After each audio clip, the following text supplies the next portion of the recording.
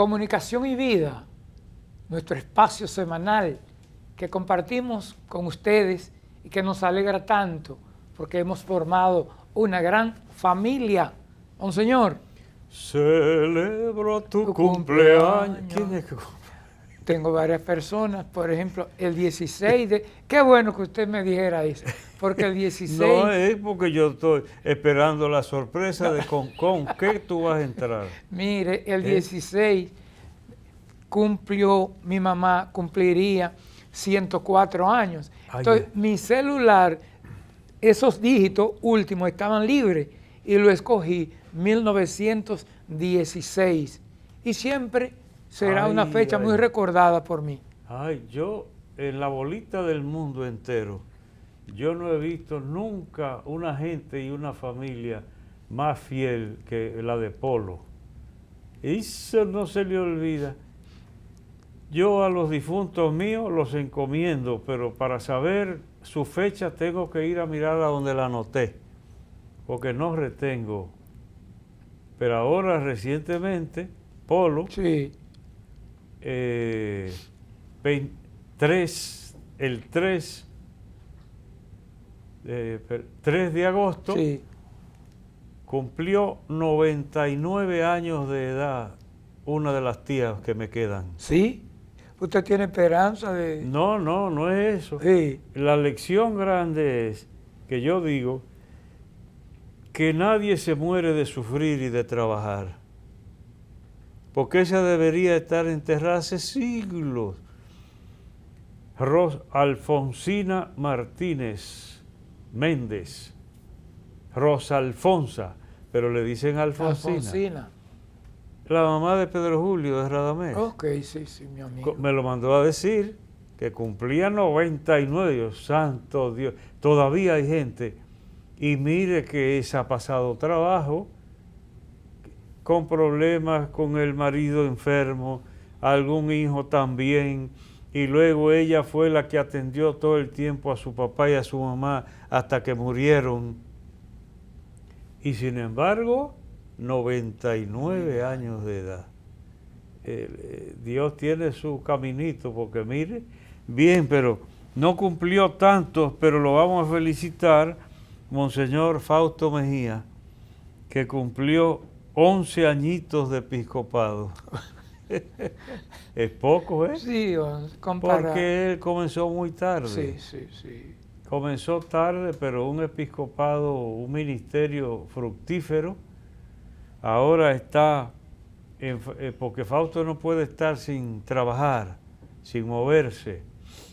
Y entonces tiene a su cargo Maús.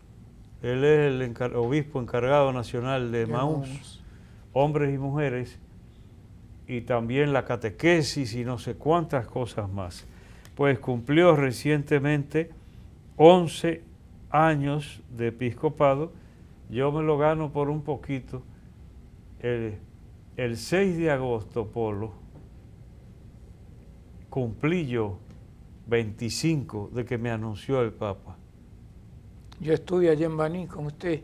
Y se pasó tranquilito, y al que me ha mencionado de que no le vamos a celebrar los 25 suyos, digo, si quieren celébrenme los 50. porque yo sé que ya no voy a caminar por esta tierra. Como yo le he invitado a varias actividades de cumpleaños, porque yo celebro todo, usted me dice, no, cuando sean 25, cuando sean 50. Ah, pues eso me lo los aplico. Intermedios no. Y yo me lo aplico a mí mismo. Sí. Entonces, bien. Hablando de Monseñor Fausto Mejía Vallejo, fue rector del Seminario Pontificio Santo Tomás de Aquino. Muchos años. O sea que muchos sacerdotes. Y rector del Seminario Menor Santo Cura de Arre la Vega. Y profesor. De la Nordestana también. Antes de entrar al seminario ya era profesor. Antes. Tú debes saber que ingresamos el mismo día al Seminario Menor. Fausto y yo, y también Víctor García. A propósito de Fausto Mejía Vallejo, en su libro Recuerdos del Camino, Ah, mío. ¿Suyo? Yo creí que tú se lo estabas atribuyendo. No, porque iba a terminar la idea. Y es que Fausto era buen pitcher.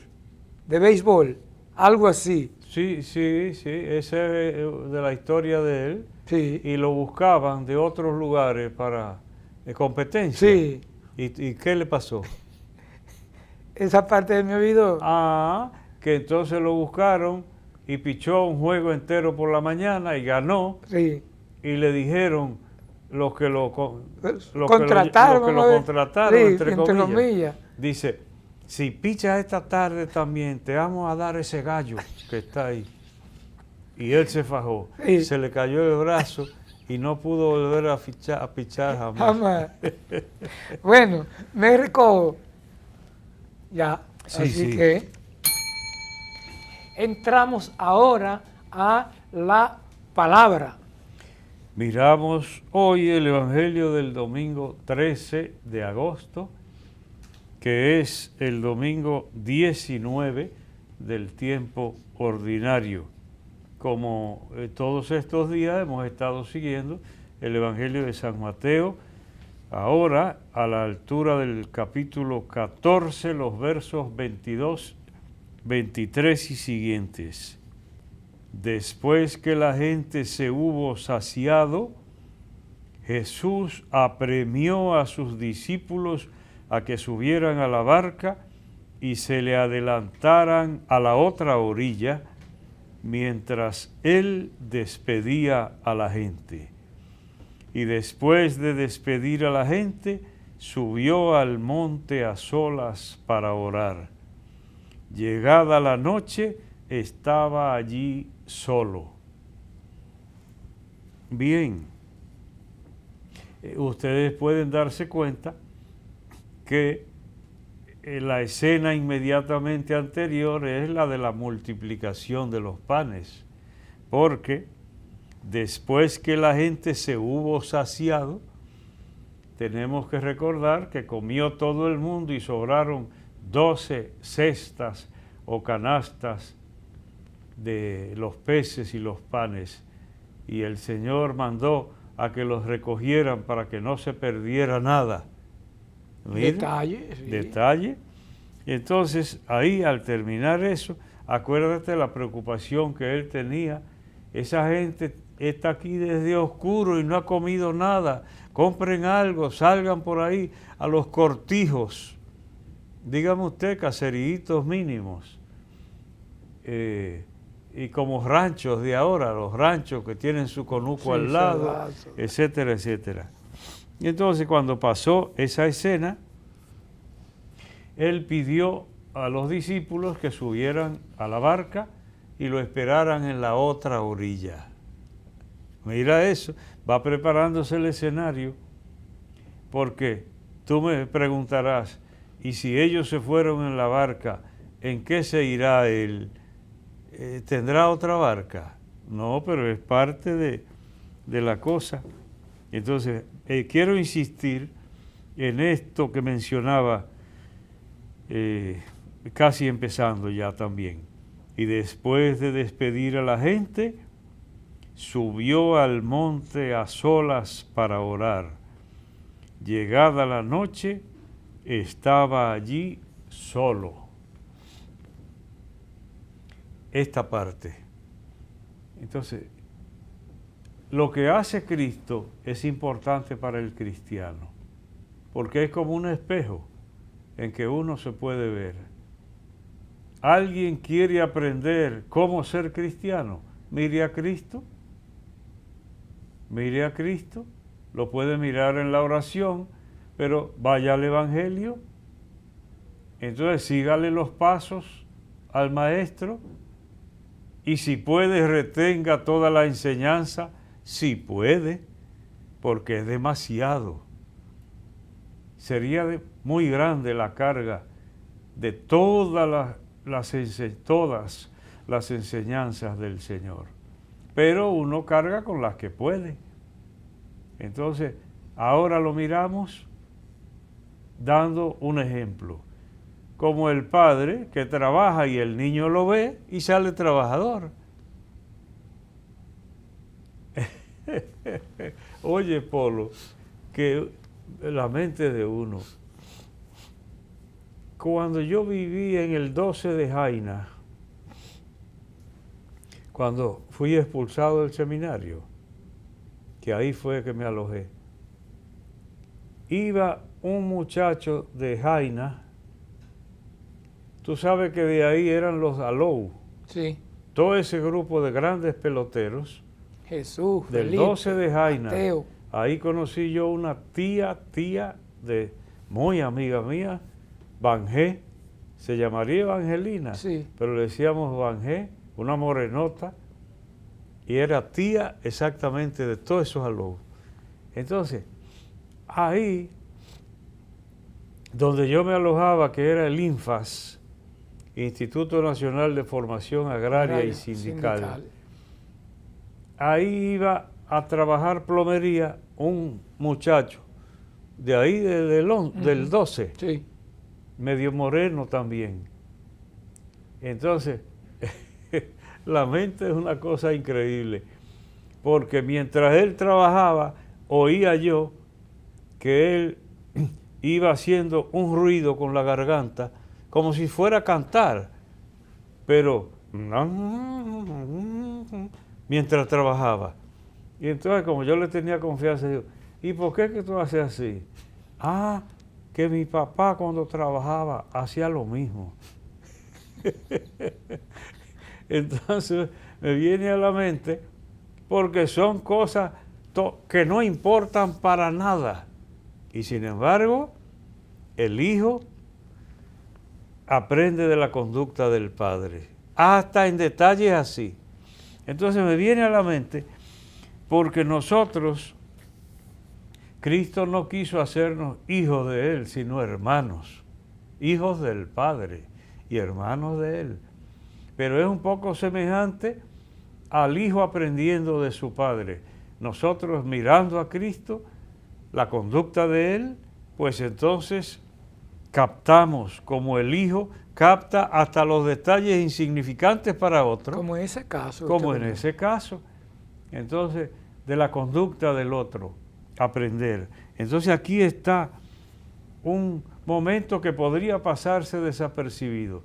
Despidió a la gente, despachó a los discípulos y se fue solo a orar. Subió al monte a solas para orar. Y mira, entonces, insistente, llegada la noche, estaba allí solo. Entonces no queda duda, 2 frasecitas nada más, pero la escena es clara, solo y a orar, y de noche. Entonces, ¿qué quiere decir? Bueno, no quiere decir que el que ore tenga que hacerlo de noche. Monseñor Flores me dijo a mí una vez que a él le gustaba, dice, en esas horas recias de la noche, hacer oración. Cada uno tiene su estilo, su manera, pero eso me mencionó él. Eso me mencionó una vez. Y como yo tengo buena memoria, gracias a Dios, hasta algún día. Entonces, pues aquí, llegada la noche, Cristo orando. Enseñanza para el cristiano. Tenemos que orar. Y tenemos que encontrar tiempo, porque mire el afán, una multitud tremenda la despide a sus discípulos para encontrar un momento a solas con su Dios. Y sabe una cosa, Monseñor, Ajá. que saco de esto que usted nos está explicando, hay que sacar momento para orar en comunidad y solo. Y solo también. Y solo. Solo encontrarse, porque también uno que se reúne en un grupo, qué sé yo, digamos, tililá, a hablar. No, en soledad. Mira que de eso nos dan ejemplo las culturas orientales. Porque, por ejemplo, yoga y cosas por el estilo, no es con grupo, es recogido solo. Nos dan ejemplo en eso, hasta la espiritualidad oriental. Entonces, Cristo acostumbraba, lo que quiere decir que, aunque oremos en grupo, o por ejemplo la familia entera, pero quedarse recogido en un momento, a ejemplo de Cristo, hace mucho bien a la vida de una persona. Ahora seguimos el relato. Mientras tanto, la barca iba ya muy lejos de tierra, sacudida por las olas, porque el viento era contrario. Bien, no estamos para buscar hasta el último detalle, pero a menudo la vida se parece a eso. Sacudidos por el oleaje, las dificultades de los atareos, las calamidades de la vida, y a veces el viento contrario. Las cosas salen al revés, como dice uno, me está saliendo todo al revés. Entonces, esta escena aquí de la barca podría muy bien referirse a nuestra propia existencia, a veces con el viento en contra, y sin embargo, tener que avanzar. No importa que no esté haciendo el mejor tiempo, pero bien, así describe la barca en este momento. Ahora, de madrugada quiere decir que duró mucho en oración, la noche en oración, y de madrugada se les acercó Jesús andando sobre el agua. Los discípulos, viéndolo andar sobre el agua, se asustaron y gritaron de miedo. Oiga, qué guapo. ¿Tú prives guapo, Pablo? No. Porque yo a veces digo, uno que se cree y que... No, yo, que privo un poco, y entonces, que ahora le estaba yo contando al párroco de San Lorenzo, de Cienfuegos, el padre Leonardo Casimiro, porque me hizo referencia a algo, digo, ay, no quieras tú saber que una noche se armó un tiroteo en Cienfuegos, Sí.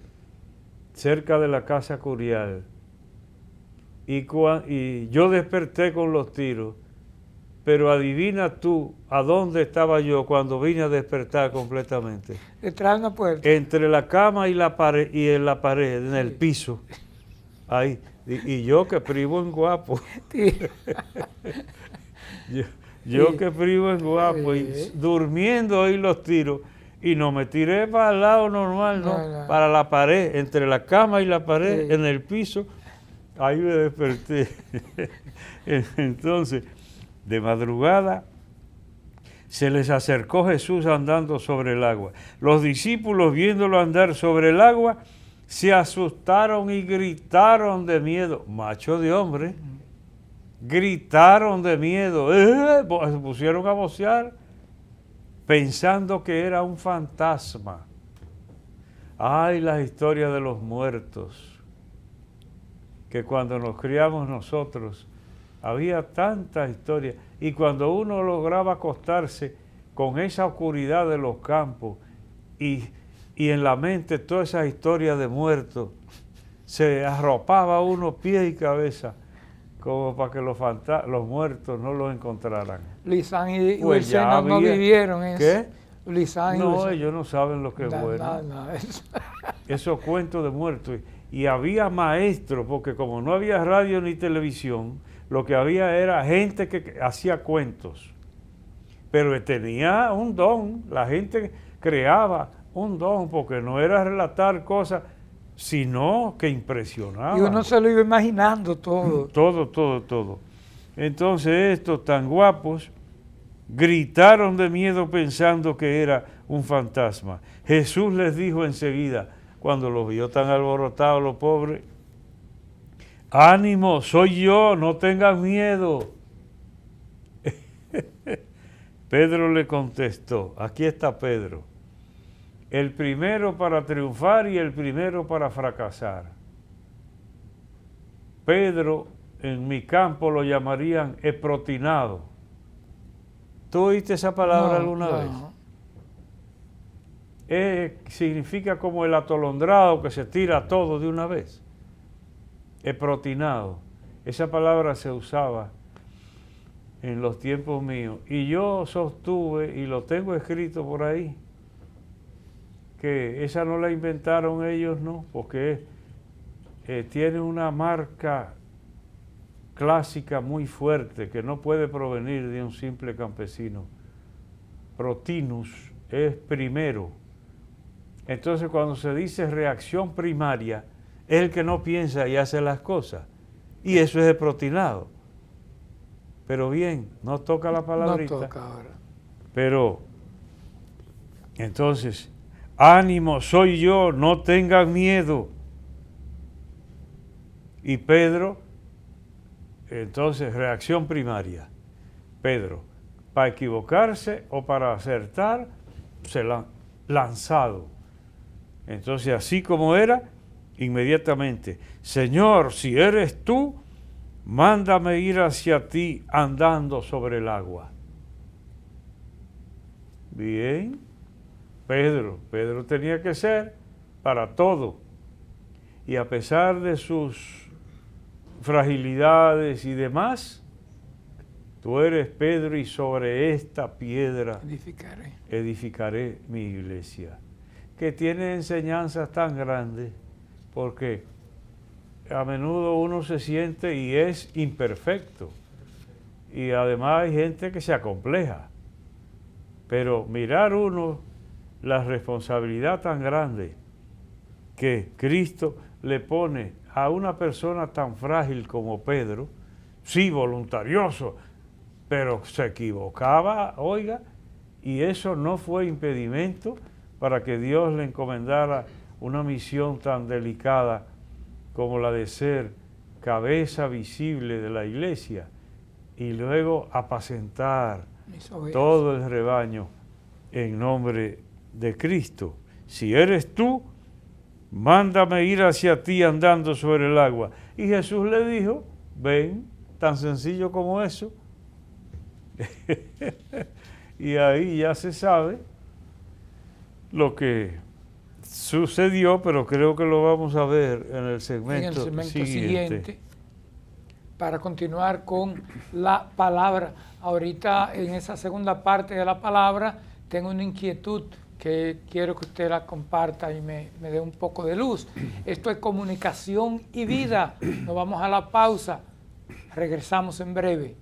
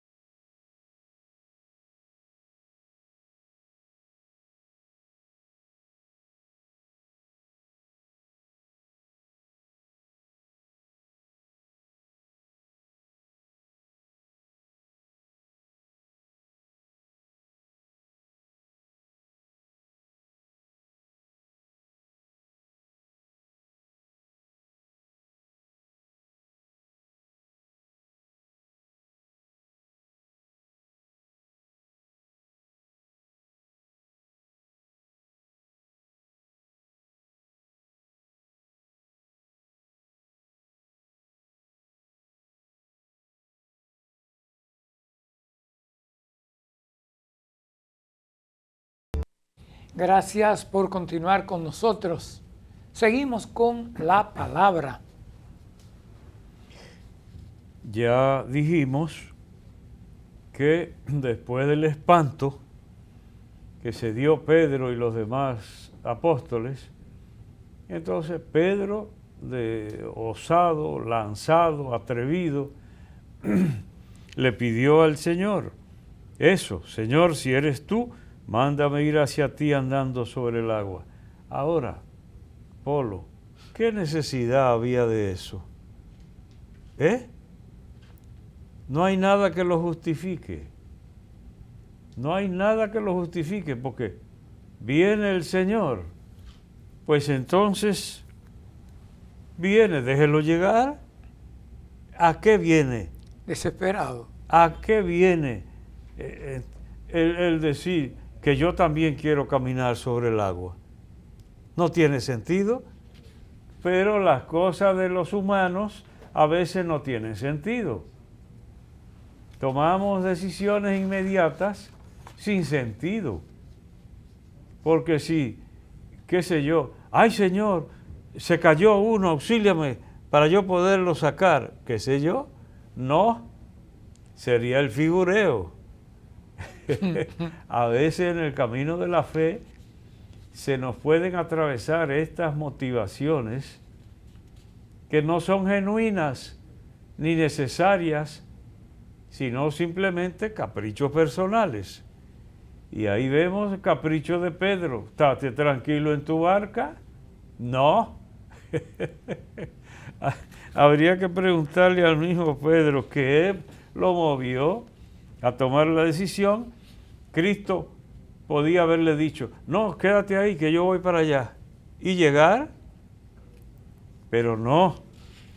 Si no, Cristo no hubiera dado la enseñanza que nosotros sacamos de aquí ahora. Ven, le dijo. Pedro bajó de la barca y echó a andar sobre el agua, acercándose a Jesús. ¿Funcionó? Que hay gente tan mala. Yo oí una caricatura una vez. Iba uno por entre el lago, pram, pram, pram. Y entonces comenzó el otro y se hundió de una vez. Muchacho, es por aquí. Había puesto de que unos pilotillos. Porque como un poco como la duda de que el Señor pudiera hacerlo. Y el que creó el cielo y la tierra y todo lo demás, no podrá hacer lo que considere conveniente. Bien, pues le funcionó a Pedro, comenzó a caminar, estaba a la altura del maestro, pero al sentir la fuerza del viento, le entró miedo, empezó a hundirse y gritó, Señor, sálvame. El macho de hombre ahora está apurado. ¿Y quién te mandó a estar inventando? Señor, sálvame. Oiga, todo iba bien, pero ¿qué mató la experiencia? En este caso, la duda, la falta de fe. Llega a mi mente ahora el tema suyo a Pedro, que musicalizó Emmanuel Roque, aunque es propio de Cuaresma, de ese momento, sí. Pero llegó a mi mente ahora por el atrevimiento y también sentirse como débil, Pedro. Sí. ¿Cómo era aquello? Firme como roca. Sí, hiciste promesas firmes como roca. Como roca. Pero tal y tal se las llevó el viento. Le puse yo. Sí. Entonces, sí, sobre la figura. Acerca de la figura de Pedro. Entonces, bien, pues el Señor que le permitió el breve figureo de Pedro, y no se lo impidió, ahora lo auxilió. Cuando Pedro pidió auxilio, no iba a decirle, paga las consecuencias, tú no querías. Coge ahí. No, entonces Dios a veces puede dejarnos de su mano y que asumamos nosotros la responsabilidad por nuestras decisiones, y sin embargo Dios es misericordioso, y cuánto lo recordó el Papa Francisco durante el año dedicado a la misericordia, precisamente, que tú fuiste el imprudente, paga las consecuencias, podía haberle dicho Cristo, y no. Entonces enseguida Jesús extendió la mano, lo agarró y le dijo, qué poca fe, ¿por qué dudaste? Y viene, Monseñor, otra imagen a mi mente que muchos de ustedes la han visto, las huellas, cuando se sentía solo. Sí, en ese momento cuando se sentía que lo había abandonado, y no, en ese momento era yo que te llevaba. Sí, que porque solo había unas huellas. Unas huellas. Y dice, no, yo te llevaba cargado. Y las huellas son mías. Sí. Sí, esa imagen, incluso la he visto por ahí. Entonces, ¿cuál fue la causa del fracaso de Pedro? La duda, la falta de fe. Y a menudo así es en nuestra vida.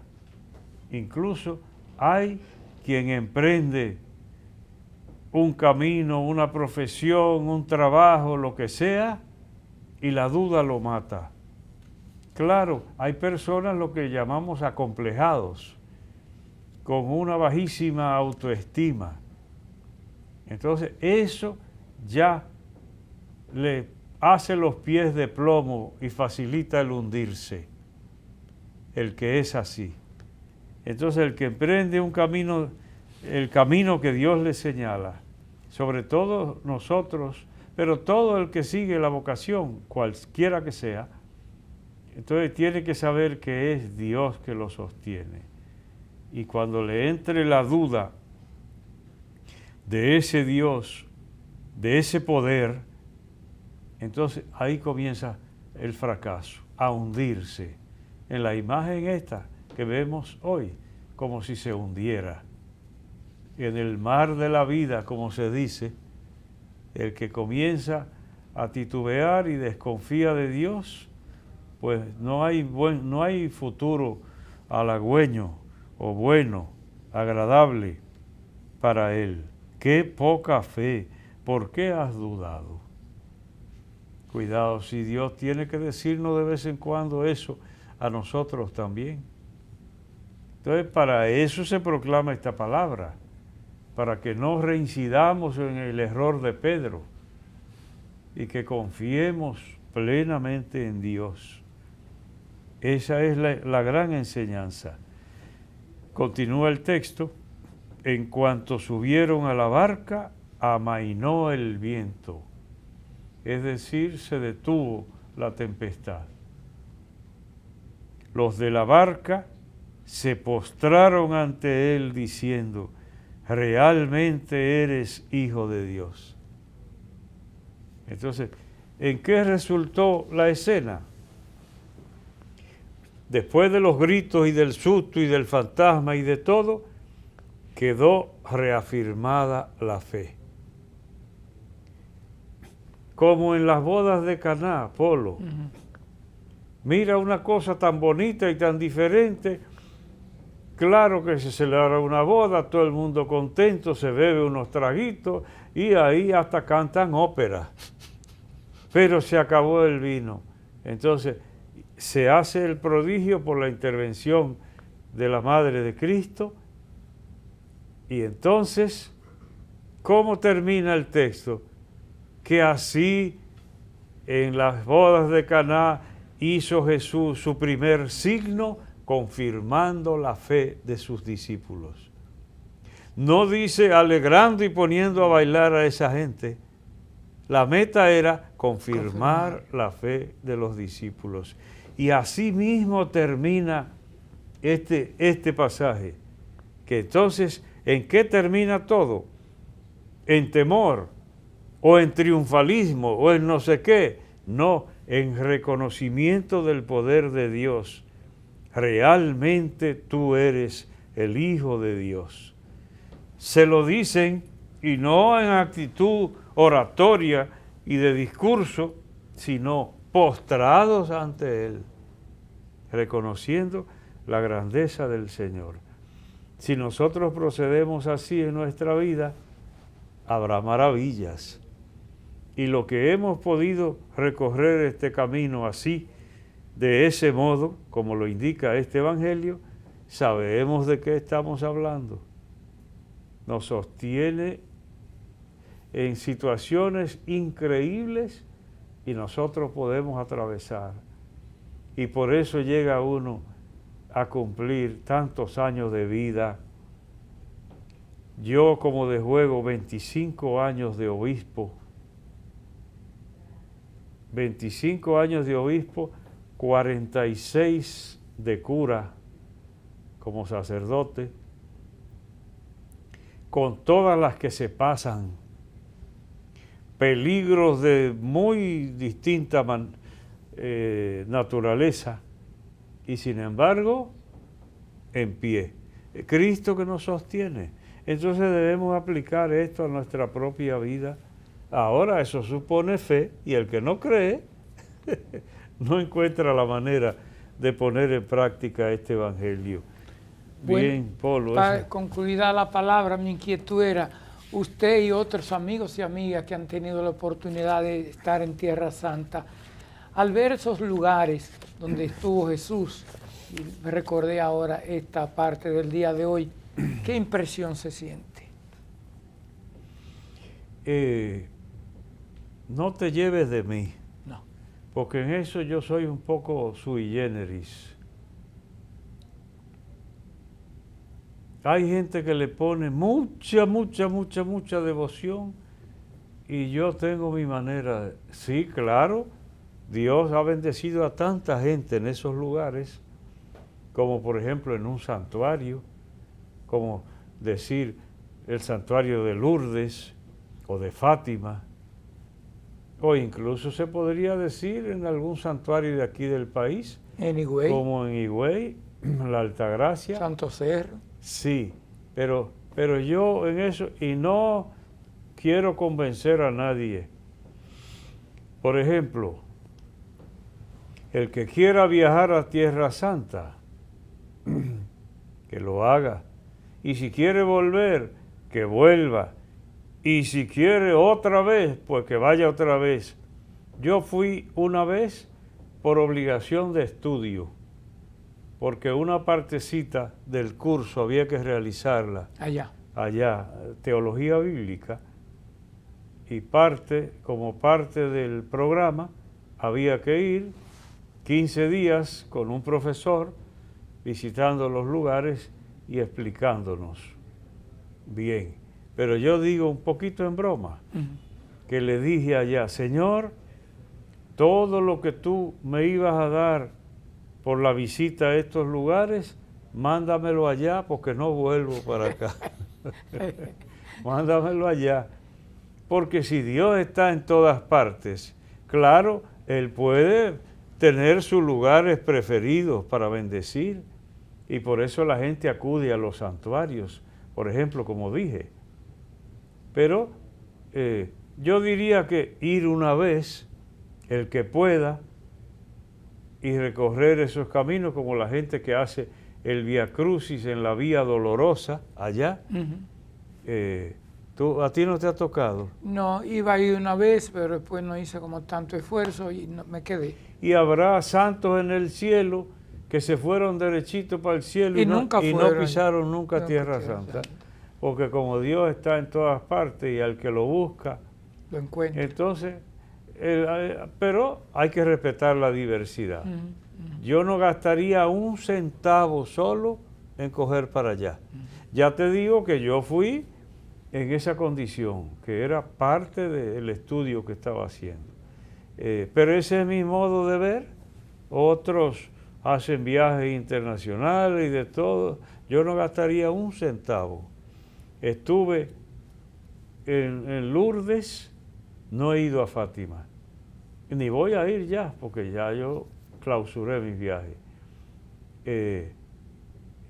Pero a Fátima porque hicimos el recorrido de Europa en tren, que tú has oído que yo menciono. Sí. Entonces en el recorrido por Francia, en Francia pasamos 2 días, y entonces bajamos hasta Lourdes y por ahí se pasa a España. Por eso lo hicimos, aprovechamos, fui tempranito en el santuario, casi durmiendo nosotros todavía. Y aunque era verano, se sentía el fresco tempranito. Que no es como aquí, que es caliente desde temprano. Entonces, por eso te digo, pero cada uno tiene su manera, cada uno tiene su manera. Esa era la inquietud. Esa era mi tuya. inquietud. Terminamos con la palabra. Entramos ahora a la palabrita. Una o dos. Dice una vieja por ahí, yo ni ansé. Yo ni ansé. Ahora, Polo, por casualidad, tú andas con pañuelo y perdona la indiscreción. No. ¿Qué? No. Pues está en problema con la palabrita que voy a tratar. ¿Cuál es? Ya yo quiero saber. Legaña, Ah, lagaña, sí, pitarra. sí, Te embromaste. sí. Ay, tú oíste que yo dije una vez cuando murió Antonio, el de la conferencia, Sí. el que trabajaba en tesorería. Sí. Antonio, Que fue creciendo, formándose. que era limpiabotas en el seminario. Lo recuerdo. Antonio Moronta, que en paz descanse. Y yo dije aquí, cuando creo que tú me preguntaste, y entonces yo dije, pero mira, Antonio era como lo más parecido a un hijo que se pueda imaginar. Yo, la relación, Sí. como de un hijo, porque verlo chiquito, limpiabotas, crecer, incluso dije que después cuando quería empezar a trabajar en la conferencia, cogió para donde mí a Baní, para que ayudara. Sí.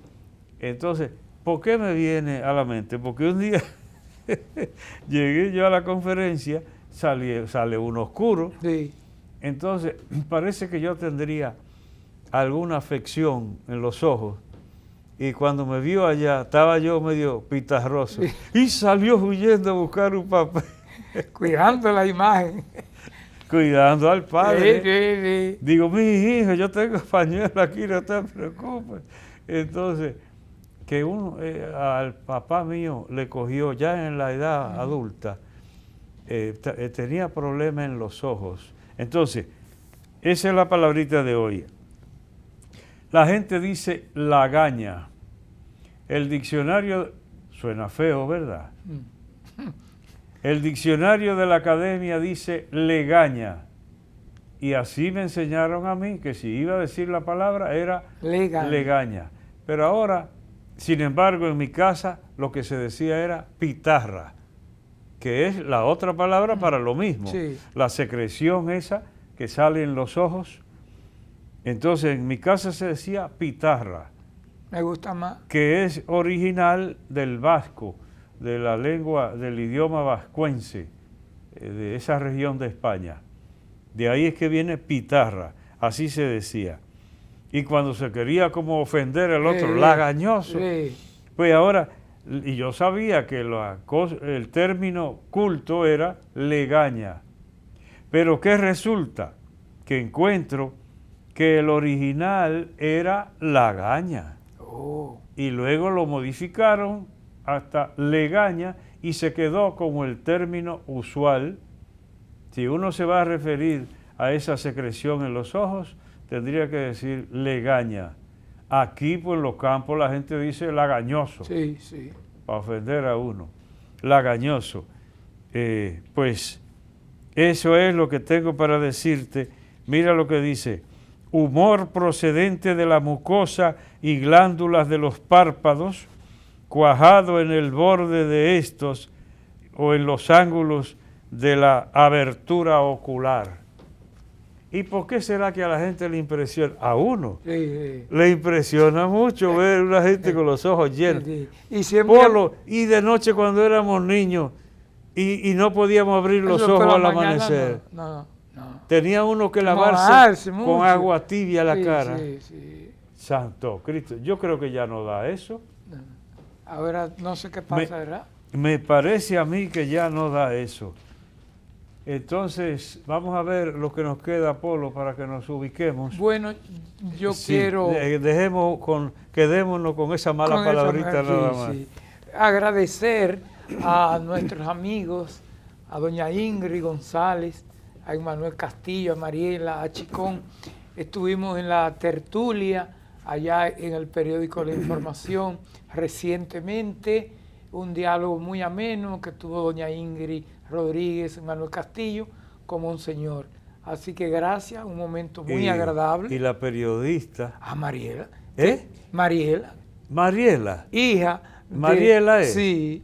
Ay, yo nunca le sé el nombre. Hija de Josefina que fue Gil, compañera suya de estudio. Compañera mía de sexto y séptimo curso, de intermedia sería, no sé qué. Y ahora es periodista. Mariela. Mariela. Y muy ligada al movimiento de Maús. Ella es de la dirigente de Maús.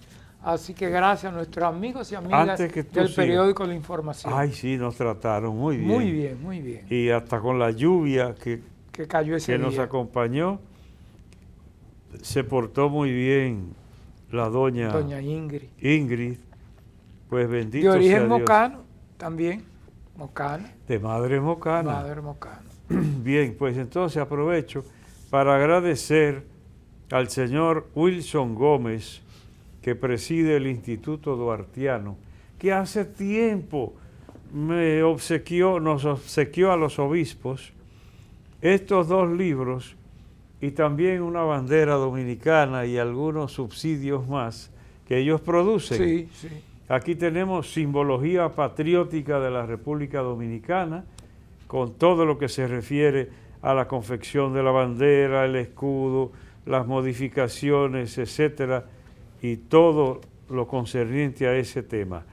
Y el otro libro, La familia de Juan Pablo Duarte, en la Caracas de 1845-1890. Son varios autores y es un análisis socioeconómico de eso, alrededor de la figura de Juan Pablo Duarte, padre de la patria, padre de nuestra patria, nuestra República Dominicana. Así que agradezco mucho y valoro en su justo valor este obsequio del amigo Wilson Gómez del Instituto Duartiano. A propósito de Duarte, leí hace tiempo el libro Así era Duarte de Ángela Peña y ahí aprendí tantas cosas. Duarte tocaba guitarra. Ah, sí. Sí, Duarte tocaba guitarra. Caramba. Sí. Sí, Pues que ahí tenemos algo en común. Colega de Vicente Bretón también. Y mío. Sí. ¿Y quién toca mejor, tú o Vicente? Vicente es un maestro. Qué humilde, caramba. Mire, monseñor, quiero agradecer a la señora María Agramonte de Tomás, en Dajabón, fiel con nosotros y que le gusta mucho cuando usted presenta los libros. Ya tiene más de 90 años. Ella ya en Dajabón, a través del padre Guillermo, nos hizo llegar este saludo. Y también agradecer a estas personas que nos ven a través de YouTube y que sigue creciendo el número. María Rodríguez, Gabriela Araya, eso en Venezuela, en Chile. Gabriela Araya de las Paulinas, allá nos ve en Chile. Santo Dulce María. Polo, arréglate que te ven en Chile. En Chile. Néstor Antonio Morel, Leo Delgado, Francisco Hernández, gracias de todo corazón. A propósito de Chile, el nuevo nuncio a nuestro país, Monseñor Bertoldi, en las palabras que pronunció en la Catedral Primada de América, ahí citó a Pablo Neruda. Sí. Ay, sí, lo vi, ahí. Pero no me acuerdo respecto a qué tema. Era como de los lugares que visitaba y eso ahí, así que qué bueno. Nos vamos a la pausa, esto es Comunicación y Vida. Venimos con nuestra oración final.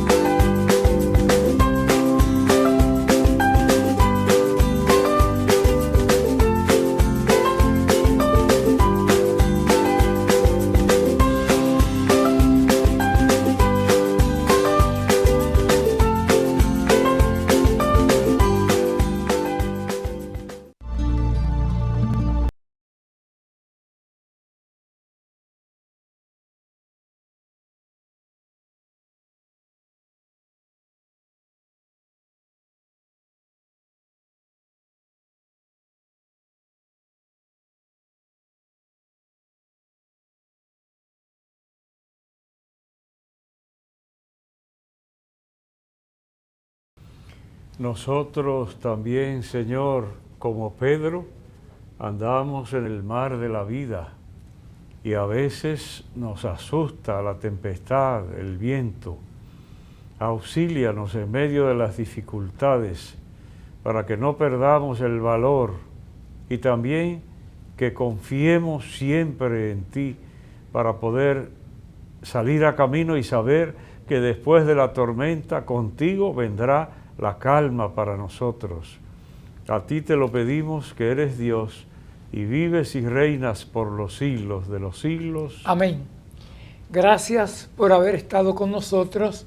La invitación, como siempre, para que nos acompañen la próxima semana en Comunicación y Vida.